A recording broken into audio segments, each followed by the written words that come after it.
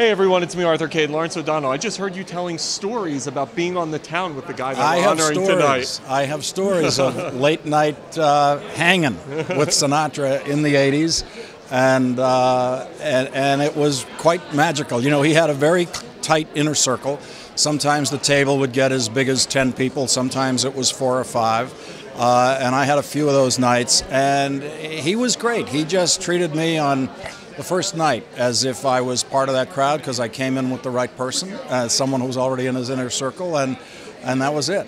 He was completely unguarded. And it was really, being at Frank's table was like being at a family table every time, because really he didn't allow anybody but family at that table. It was all, I was the only person at that table who he hadn't, the first night I met him, who he hadn't known for 30 years. So he was always very relaxed in that setting, and my experience of him was, having seen him on stage, and especially in the smaller venues, Vegas venues, where he would, spend a good amount of the time on the stage talking to the audience. That's the real guy. That's the real guy. You got to hear 1 or 2 words that he wouldn't use on stage in private, because he didn't work blue, as they said in his day. But he really, there is no big mystery to who he was backstage. He was the guy you saw on stage during the talking section of the show. You mentioned the word family several times. Yeah. His family was involved in making this. And one of the things we kept hearing is, you see Sinatra, the complicated Sinatra, the warts and all. Talk to me about how excited you are to see that complicated Sinatra, because this is unlike any other project ever made about him. Well, there is no uncomplicated artist.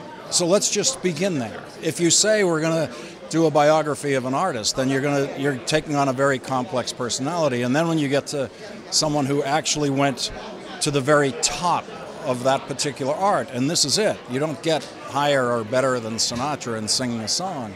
Then you're dealing with someone who carries the burden of that talent and living with the responsibility of that talent and the demands that talent makes on him and his own need to live up to what that talent can do. Someone very close to him told me late at night, after he'd just done a concert, we were hanging out in one of these restaurants here in New York, kind of whispered to me that, the key to what Frank did tonight is his humility. He was never convinced that he could go out there and do a perfect show. And apparently, according to his friends close to him, he never left the stage with the feeling, okay, that was it. That was the perfect one. And so, imagine that. We all thought what we just witnessed was perfect, but there was one person who couldn't quite embrace that feeling, because he's always thinking about, should have done this, should have done that, next time I'm going to do this, I'm going to do that.